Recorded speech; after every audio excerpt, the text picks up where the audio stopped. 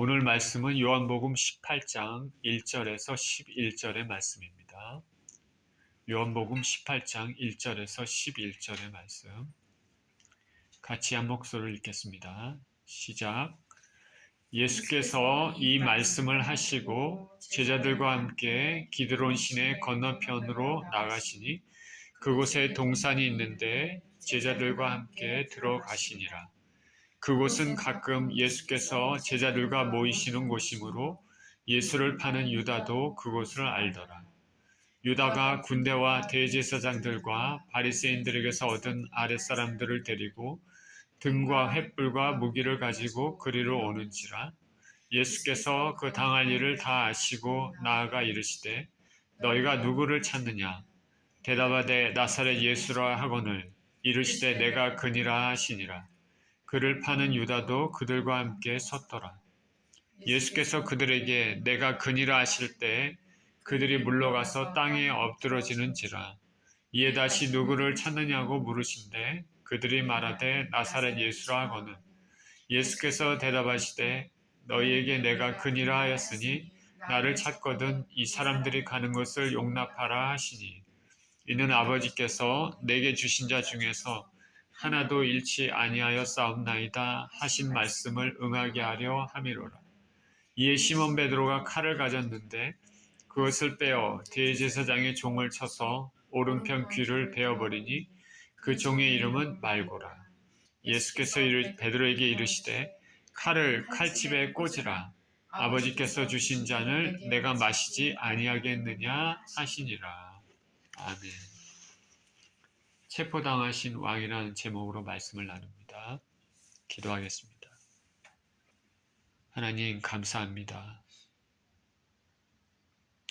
우리 주 예수 그리스도 은혜에 감사를 드립니다. 주님 말씀을 나누는 시간인데 하나님 아버지 말씀을 통해서 우리에게 말씀하여 주시고 주님의 귀한 음성을 듣게 하시고 하나님의 은혜가 풍성한 귀한 시간 되게 하여 주옵소서. 예수 그리스도 이름으로 기도합니다. 아멘.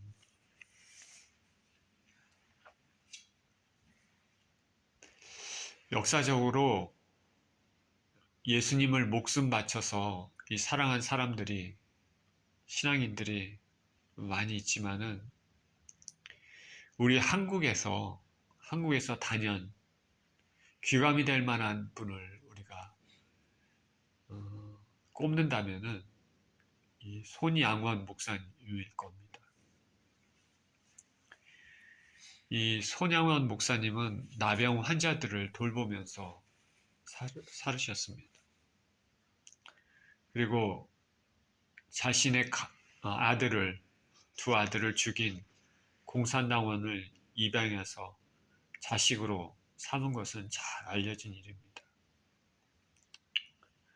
일제시대 때는 신사참배에 반대하다가 감옥에서 모진 고통을 당했습니다. 그래도 그는 모든 것을 잃어버려도 예수님 믿는 신앙만 잃어버리지 않으면 모든 것을 가진 자라고 그렇게 말했습니다. 이렇게 예수님을 참 섬기다가 6.25 때 공산군에게 순교했습니다. 참 대단한 분이죠. 대단한 분입니다. 예수님을 진정으로 사랑하신 분입니다. 손양원 목사님이 공산군에 잡혀서 감옥에 있을 때 감옥에 있었다가 살아나온 김창수 씨라는 분의 간증 내용인데요. 자그만 감방 안에 많은 사람들이 모여 있었습니다. 밥은 주먹밥 한 개였습니다. 6.25 때니까 배가 얼마나 고프겠습니까? 배가 너무 고프기 때문에 사람들이 먼저 주먹밥을 다 하나씩 짓고 나면 맨 마지막에 남은 주먹밥 한 개, 그거를 목사님이 집었다고 합니다. 맨 마지막에 주먹밥 한 개가 남으면 목사님은 그거를 가지고 다른 사람 다 큰 거 다 주먹밥 짓고 짓고 나면 그 마지막 남은 거 그걸 가지고 기도를 했는데 기도하고 눈을 떠보고 나면 주위 사람들이 다 이 목사님이 가지고 있는 그 주먹밥만 보고 있다고 합니다. 너무 배가 고파서 그런 거죠. 그러면 목사님은 가장 초췌한 사람에게 반을 잘라서 주고 나머지 반은 먹었다고 합니다. 그래서 이 김창수 씨라는 분도 자기도 그렇게 손 목사님이 주신 주먹밥을 먹은 적이 있다고 하는데 지금까지도 그것이 그 일이 목에 걸린다 이렇게 얘기했습니다. 또 감방 안에서는 아무도 말을 할 수가 없는데 이 말을 했다가는 죽는다고 하는데 하루는 누군가 말을 했습니다. 그래서 공산군 간수가 누구냐고 일어서라고 소리를 쳤는데 사람들은 아무도 두려우니까 일어서지 않았습니다. 그러니까 소리 낸 사람이 일어서지 않으면 한 사람 한 사람씩 다 치겠다고 하니까 이 손 목사님이 뒤에서 자기가 말했다고 일어섰습니다. 물론 목사님이 말한 건 아닙니다. 사람들이 그것을 보고 이제 이 손 목사님은 죽었구나 생각을 했습니다. 그런데 이상하게 간수가 그 목사님을 보더니 정말 예외로 그냥 씩 한번 웃고 그냥 지나갔습니다. 왜 그러냐면 소리는 바로 앞에서 났는데 뒤에 있는 목사님이 일어났기 때문에 그렇습니다. 이 김창수 씨가 봤을 때 이 목사님은 항상 뒤에서 입을 오물오물거리면서 기도만 드렸다 얘기합니다. 나중에 공산군이 사람들을 꽁꽁 묶어서 끌고 갈 때 이 길이 마지막 길인 걸 아신 목사님은 필사적으로 사람들에게 예수님 전했다고 알려집니다.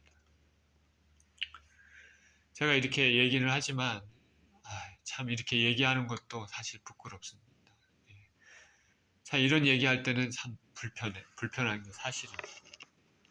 그래도 하나님을 얼마나 사랑하고 예수님을 얼마나 사랑했으면 이렇게 몸소 이런 삶을 살았을까 생각이 듭니다.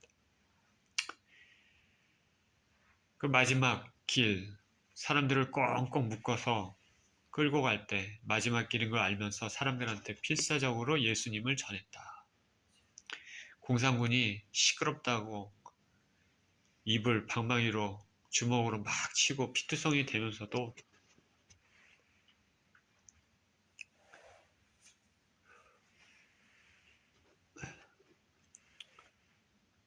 예수님을 전했다고 합니다.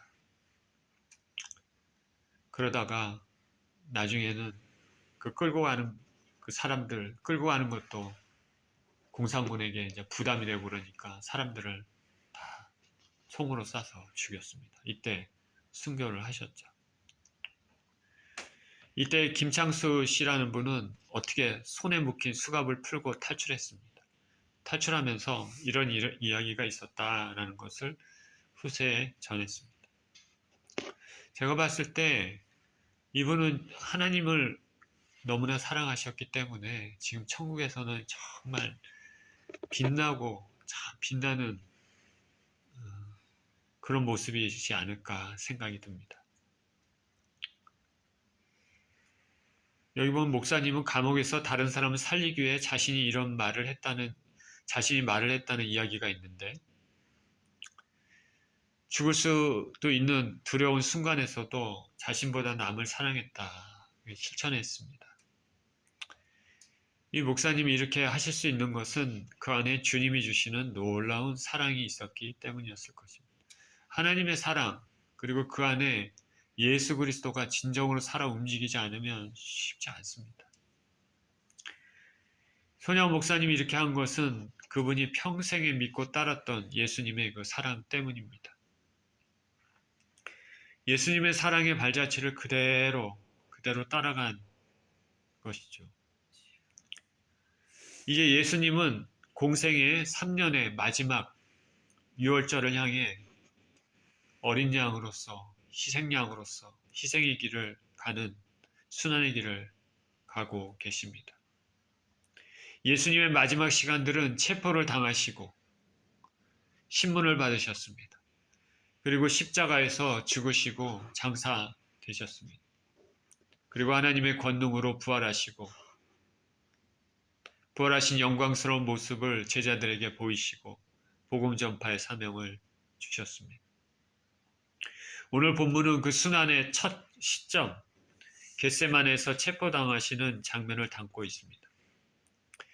1절입니다. 예수께서 이 말씀을 하시고 제자들과 함께 기드론 시내 건너편으로 나가시니 그곳에 동산이 있는데 제자들과 함께 들어가시니라.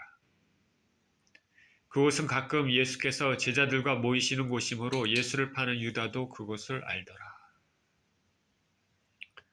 자, 오늘 본문은 18절인데 18장인데 17장에는 예수님께서 기도하시는 내용이 나와 있습니다. 예수님 자신을 위해서 그리고 제자들을 위해서 모든 성도들을 위해서 기도하셨습니다. 이렇게 기도를 하시고 난 다음에 제자들과 함께 기드론 시내 건너편으로 이제 나가셨습니다. 기드론 시내는 구약에서는 우상들이 불태워졌던 곳입니다. 그리고 우리 다윗이 아들 압살롬의 반란을 피하기 위해 기드론 시내를 건넜다라는 말이 성경에 나와 있잖아요. 그 기드론입니다. 바로 예루살렘 가까운 곳이죠. 바로 옆에 있는 곳이죠. 시내 건너편에는 동산이 있었습니다. 예수님은 제자들과 함께 그곳에 들어가셨습니다. 이 동산의 이름은 겟세마네입니다. 이곳은 예수님과 제자들이 가끔 모이는 곳입니다. 여기 가끔이라는 표현을 썼는데 우리 한국말로 가끔이면은 조금 가끔이 많은 건가요? 아니면 적은 건가요? 가끔 모인다. 이렇게 영어 성경에 보니까 오픈이라고 되어 있습니다. 종종. 번잡한 예루살렘을 피해서 제자들과 조용한 시간을 갖기 위해 예루살렘 근교인 바로 가까운 곳에 가끔 종종 오시지 않았을까 생각이 듭니다. 그렇기 때문에 유다도 그것을 잘 알고 있었습니다. 3절입니다. 유다가 군대와 대제사장들과 바리새인들에게서 얻은 아랫사람들을 데리고 등과 횃불과 무기를 가지고 그리로 오는지라. 예수님을 팔기로 결정한 유다는 군대 그리고 대제사장들과 바리새인들에게서 얻은 아랫사람들을 데리고 이곳에 왔습니다. 군대를 데리고 왔다. 예수님을 체포하기 위해서 군대를 데리고 왔습니다. 예수님께서 무슨 폭력을 행사하고 폭동을 일으키시는 그런 분도 아닌데 군대를 데리고 온 것이죠.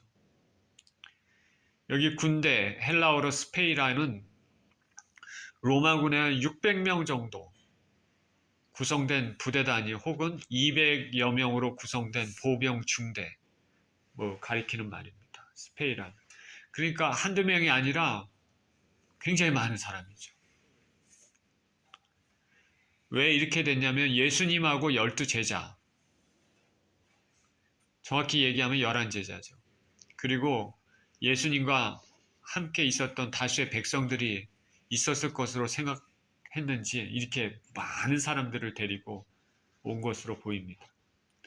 그리고 대제사장들과 바리새인들의 아랫사람들도 왔습니다. 대제사장들이라고 얘기합니다. 이것은 현직 대제사장과 전직 대제사장을 포함해서 대제사장 가문에 속한 사람들 다입니다. 거기에 속한 아랫사람들 그리고 바리새인들의 아랫사람도 왔다. 이 말은 산헤드린 공의 승인 아래 유대 종교 지도자들의 승인 아래 개입 아래 이루어진 것임을 알 수 있습니다. 아랫사람들은 성전의 경비를 맡은 사람들입니다. 이들은 등, 횃불, 무기를 가지고 왔습니다. 횃불이 있으니까 저녁 시간이면 알 수 있죠. 다른 복음서에서는 검과 몽치를 가지고 왔다고 했습니다.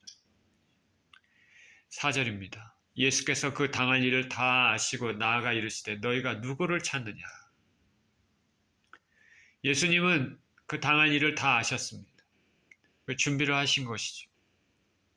이전에도 예수님은 박해를 당하셨는데 성전에서 말씀을 전하다 성전 종교 지도자들한테 배척을 당하고 또 많은 사람들이 예수님을 배척을 했지만 그리고 고향에서도 예수님을 낭떠러지에서 떨어뜨리려고 했지만은 그때는 때가 아니었습니다. 하나님이 정하신 때가 아니었습니다. 그러나 이제는 어둠의 때입니다. 하나님의 정하신 때입니다.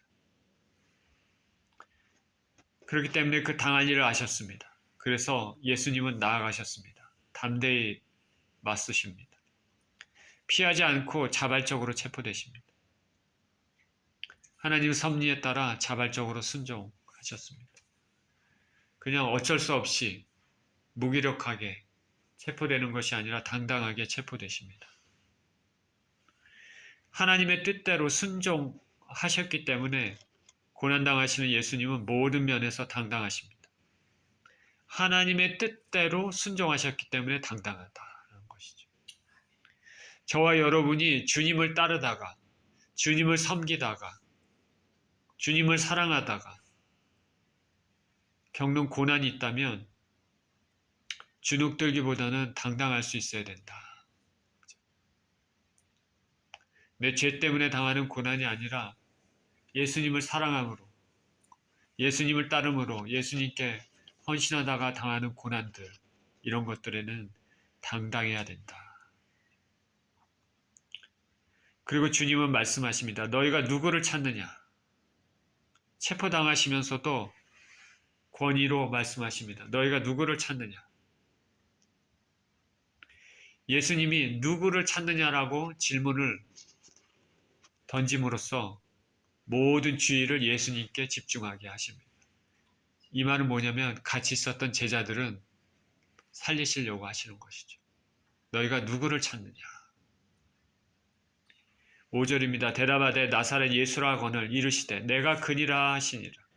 그를 파는 유다도 그들과 함께 섰더라. 예수께서 그들에게 내가 그니라 하실 때 그들이 물러가서 땅에 엎드려지는지라. 누구를 찾느냐? 나사렛 예수라 대답합니다. 예수라는 이름에 동명이인도 있을 수 있기 때문에 나사렛 출신지 나사렛을 붙여서 나사렛 예수라고 말했습니다. 내가 그니라. 유다도 그들과 함께 있었습니다. 배신자고 뻔뻔한 유다의 모습입니다. 다른 공관복음에서는 군병들에게 누가 예수님인지 알게 하기 위해서 유다가 예수님의 입에 입을 맞췄다 했습니다. 예수님과 함께 있었던 유다가 예수님을 잡는 편들에 섰습니다. 3년 동안 예수님 가르침을 직접 듣고 그리고 이적도 직접 경험하고 체험하고 보고 예수님과 동행했어도 가룟 유다는 예수님을 진정으로 믿거나 영접하지 않았습니다. 이 사실은 참 놀라운 사실입니다. 멀리서 있었던 사람도 아니고 12제자 중에 한 사람.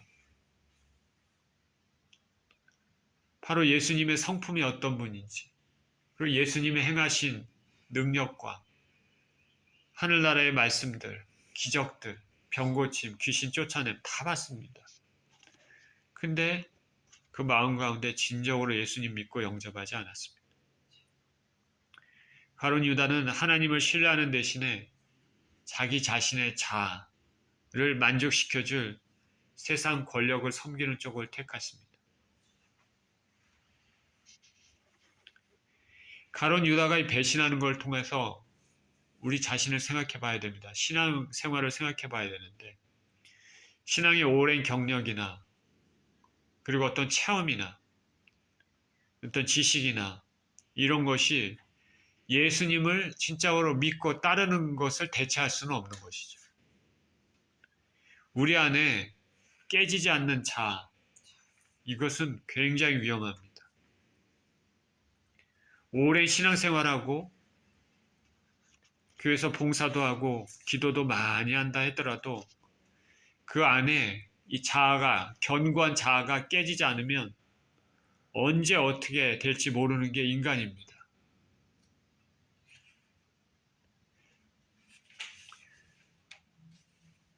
우리 안에 있는 자아가 깨어지는 과정이 어떻게 보면 이 땅에 살아가면서 성화의 과정이고 평생 해야 될 과정입니다. 제가 처음에 예수님 믿을 때, 한국에 있을 때 어떤 자매가 저를 위해 기도했는데 기도하면서 환상을 봤다고 합니다. 무슨 환상이냐? 제가 딱 앉아 있습니다. 가부장하고 이렇게 다리를 딱 가부장하고 이렇게 앉아 있죠. 아빠 다리하고 앉아 있는 것처럼. 그리고 제가 주위에 벽돌을 이렇게 제 주위에 쌌습니다. 하나하나 쌌습니다. 근데 주님께서 그 벽돌을 탁 쳐서 무너뜨립니다. 그러면 제가 또 그 벽돌을 또 집어서 또 쌌습니다. 이게 뭘 뜻하겠습니까? 주님은 내 안에 있는 것, 다른 사람은 모르지만 주님은 보시는 그 잘못된 것들, 단단한 그 안에 견고한 진들을 탁탁 치시는데 탁 치면은 저는 마음이 안 좋고 통증과 고통을 느끼죠. 그러면 다시 또 쌓고 탁 치면 또 쌓고 지금 와서 생각해보면 그게 자아를 하나님께서 무너뜨리는 과정이 아닌가 생각이 들었습니다. 깨지지 않는 자아는 되게 위험합니다. 그거는 하나님은 보시는데 사람은 못 볼 수가 있습니다. 사람한테는 신앙생활하면서 사람들에게 보이는 경건한 모습, 혹은 기도를 많이 하는 모습, 혹은 봉사의 모습, 좋은 모습, 사람들은 그 안에 뭐가 있는지 잘 모르기 때문에 모를 수 있는데 하나님은 아십니다. 다 보시고 계시는 거죠. 그게 깨지 않으면은 위험합니다. 자아가 무너지지 않으면 언제 어떻게 될지 모르는 게 사실 인간입니다. 그렇기 때문에 날마다 자신을 죽이는 일, 날마다 순종하는 일이 있어야 됩니다. 자신의 고집, 자신의 야망, 자신의 죄성 그대로 남긴 채 신앙생활을 또 분주하고 열심히 하는 것 열매를 맺지 못합니다. 자기의 세상적인 목적을 위해 예수님을 이용하는 죄도 버려야 됩니다. 유다가 이런 사람입니다. 예수님하고 가까이 있었는데 그 안에 그 자기의 자아, 하나님이 싫어하시는 거, 세상적인 거, 예수 그리스도를 통하여서 로마를 몰아낼 수 있겠다. 또 유다 안에 돈에 대한 욕심이 있는지 모르겠지만 유다가 돈을 좋아했다는 말이 성경에 있죠. 그리고 예수님의 나라가 있을 때 내가 한 자리, 높은 자리를 차지하겠다. 그런 마음이 있었는데 그런 식으로 예수님을 따라다녔는데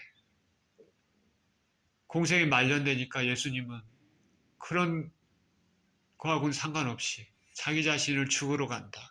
희생하러 간다. 이런 말씀을 하시니까 싫은 것입니다. 유다의 꿈이 다 무너진 거죠. 자기의 욕심이 다 무너진 겁니다.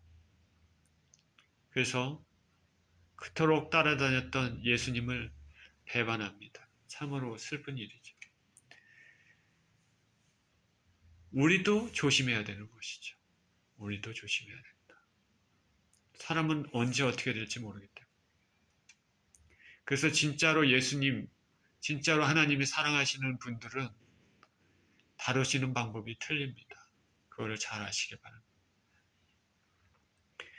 예수님께서는 여기 내가 그니라 라고 말씀하셨습니다. 내가 그니라. 에고 에이미. 신적 권위를 나타낸 것이죠. 예수님께서 내가 그니라 하시니까 체포하러 예수님께 접근했던 사람들이 물러가 땅에 엎드러졌습니다.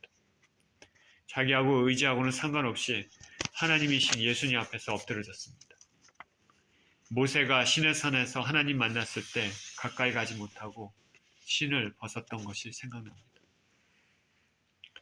7절입니다. 이에 다시 누구를 찾느냐고 물으신데 그들이 말하되 나사렛 예수라 하거늘 예수께서 대답하시되 너희에게 내가 그니라 하였으니 나를 찾거든 이 사람들이 가는 것을 용납하라 하시니 이는 아버지께서 내게 주신 자 중에서 하나도 잃지 아니하여 싸움나이다 하신 말씀을 응하게 하려 함이로라. 예수님께서 다시 물으십니다. 누구를 찾느냐? 대답합니다. 나사렛 예수를 찾고 있다.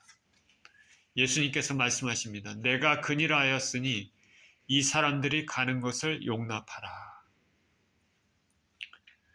예수님은 잡히시는 순간에도 자신을 주시면서 제자들을 살리십니다. 예수님의 제자들을 향한 사랑이죠. 그 예수님은 저와 여러분도 사랑하십니다. 언제나 영원토록, 어제나 오늘이나 동일한 분이십니다. 인간은 연약합니다. 저와 여러분은 연약합니다. 여러분은 자신이 연약하다고 생각하십니까? 저는 참 약하다고 생각합니다. 주님이 보하지 않으면 넘어질 수밖에 없는 인생입니다. 그래서 저녁에 혹은 낮에 기도할 때마다 주님 없으면은 넘어질 수밖에 없는 인생이라고 기도를 드리고 항상 보호해달라고 기도를 드립니다. 근데 주님이 말씀하십니다. 고린도전서 10장 13절에는 이렇게 성경에 말합니다. 너희가 감당할 시험 밖에는 너에게 당한 것이 없나니. 예수 그리스도를 믿는 사람들은 그 믿음으로 하나님의 보호하심을 받습니다. 우리 자신의 힘이 아니라 하나님의 지속적인 은혜 때문입니다. 예수님은 자신을 내어주시면서 제자들을 살립니다. 내가 그니라 했으니 나를 찾거든 이 사람들이, 이 제자들이 가는 것은 용납하라. 제자들은 예수님 버렸지만 예수님 제자들을 보호하십니다. 세상에는 종종 주인을 보호하기 위해 따르는 자들이 희생합니다. 종종이 아니라 많죠. 주인을 보호하기 위해 다른 사람이 희생합니다. 근데 예수님은 반대입니다. 따르는 자들을 위해 자신을 희생하셨습니다. 우리를 끝까지 보호하시는 예수님, 선한 목자이십니다. 사도 요한은 예수님이 하신 이 말씀을 들었을 때 이전에 예수님의 기도를 생각해냈습니다. 아버지께서 내게 주신 자 중에서 하나도 잃지 아니하여 싸움나이다. 10절입니다. 이에 시몬 베드로가 칼을 가졌는데 그것을 빼어 대제사장의 종을 쳐서 오른편 귀를 베어버리니 그 종의 이름은 말고라. 예수께서 베드로에게 이르시되 칼을 칼집에 꽂으라. 아버지께서 주신 잔을 내가 마시지 아니하겠느냐 하시니라. 베드로는 예수님이 이제 체포될 것 같으니까 가까이 있었던 대제사장의 종 쳐서 오른쪽 귀를 베어버렸습니다. 공관복음에서는 이 칼을 가진 자 이름이 언급이 안 됐는데 요한복음에서는 이제 언급이 베드로라고 했죠. 공관복음이 쓰여지고 나서 한참 있다가 몇십 년 후에 요한복음이 쓰여졌습니다. 공관복음이 쓰여질 당시에는 베드로란 이름이 밝혀지면 그 위험했기 때문에 아마 그런 것 같습니다. 요한복음은 그 이후, 훨씬 이후 쓰여졌기 때문에 이름을 밝혀도 영향을 주지 않고 당시의 상황을 잘 표현할 수 있을 것으로 판단해서 베드로의 이름을 밝혔습니다. 누가복음에는 제자들이 칼을 2자루 가지고 있었다 얘기합니다. 공격용이 아니라 방어용이죠. 그 중에 하나를 베드로가 가지고 있었습니다. 예수님은 칼을 사용하라 분명히 말하지 않았을 겁니다. 베드로의 이 행동은 예수님의 의도와는 무관하게 갑자기 일어났습니다. 귀가 잘려나간 대제사장의 종의 이름은 말고다 라고 얘기합니다. 종의 이름은 말고다. 성경에서 이름이 쓰여진 것은 아무렇게나 의미 없이 쓰여진 것이 아닙니다. 성경에서 어떤 사람의 이름이 나왔다는 것은 중요한 의미를 가지고 있습니다. 이 말고에 대해서 우리가 잘 알 수는 없지만 대제사장의 종이라는 것 외에는 알 수 없죠. 근데 이름이 적혀 있는 것을 보면 분명히 그는 나중에 회심해서 예수님의 제자가 되었을 가능성이 매우 높습니다. 공간복음에서는 예수님께서 귀가 잘린 말고를 다시 고치셨다 말합니다. 예수님을 체포하러 왔다가 칼에 맞고 귀가 잘렸는데 예수님께서 그 귀를 만지셔서 다시 회복시켜 주셨습니다. 기적이죠. 귀가 떨어졌는데 예수님이 만져서 귀가 회복됐다. 이런 체험을 했다면 분명히 심령의 변화가 생겼을 것입니다. 예수께서는 체포되는 모든 순간에도 당신의 사랑을 보여주시고 체포되시는 순간에도 영혼을 구원하십니다. 우리가 이 땅에서 예수님을 잘 믿고 순종하고 살아가면 그날의 예수님을 보게 될 것입니다. 저는 예수님의 이 성품이 참으로 좋습니다. 예수님의 성품이 참으로 좋아요. 인간 영혼을 사랑하시는 그분, 지혜가 무궁무진하신 분,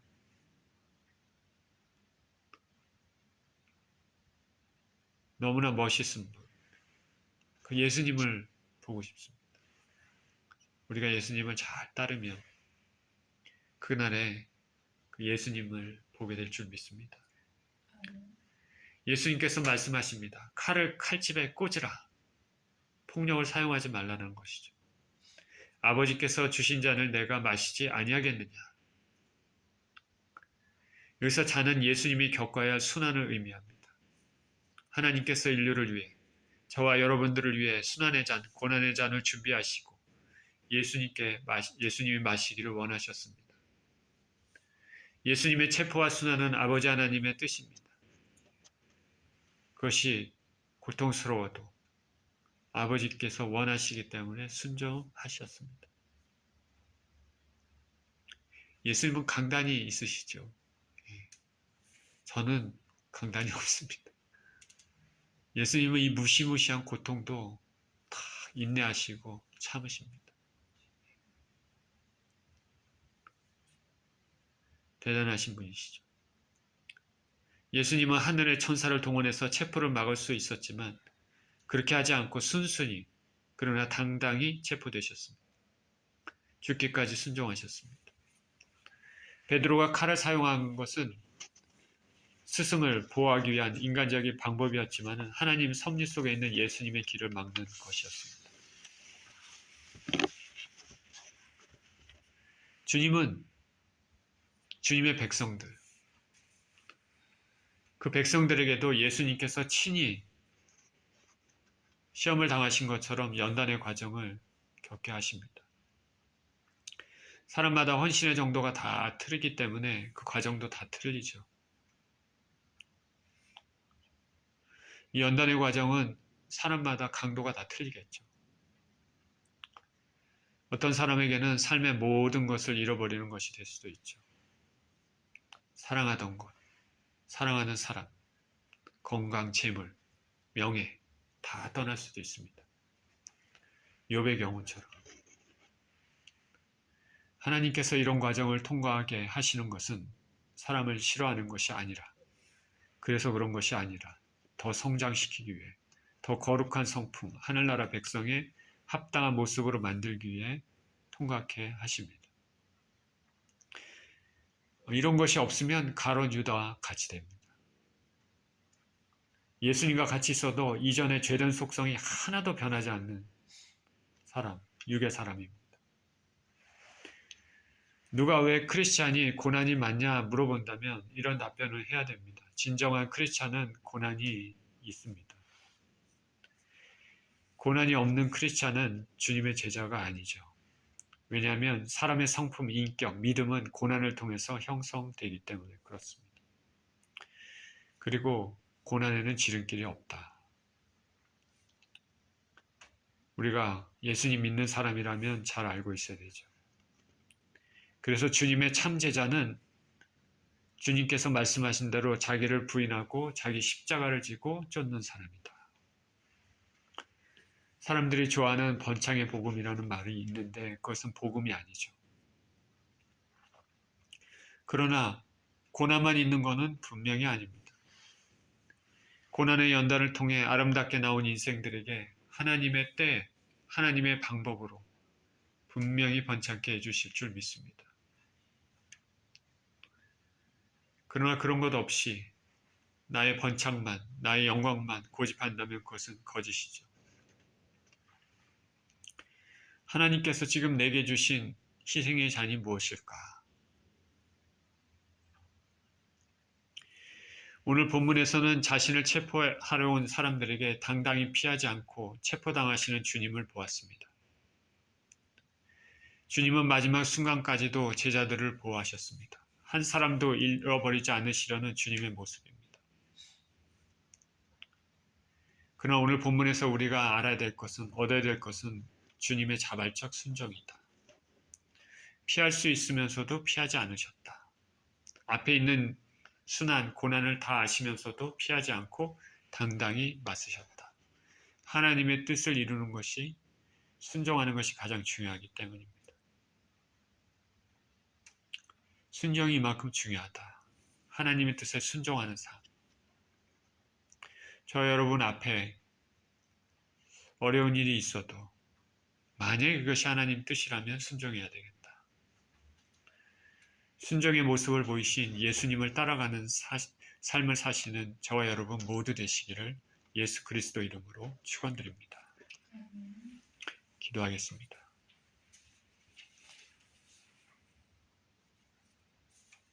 생명의 주님, 감사와 찬양을 드립니다. 예수님의 성품이 너무 좋으시고 하나님이시지만 인간으로서 제자들을 사랑하시며 죽기까지 아버지의 뜻을 또 이루시고 순종하시는 주님의 그 모습을 보면서 우리 자신의 부족함을 생각해 보게 됩니다. 하나님, 우리 각자가 진정으로 주님을 따른다면 가지고 있는 십자가가 다 있을 텐데 하나님 우리 아버지 인내로서 견디면서 그 십자가를 지게 해주시고 순종할 때 또 아버지 고난만 있는 것이 아니라 하나님께서 주시는 귀한 축복과 영광도 있음을 알고 살아갈 수 있도록 축복하여 주옵소서. 감사드리며 우리 주 예수 그리스도 이름으로 기도합니다. 아멘.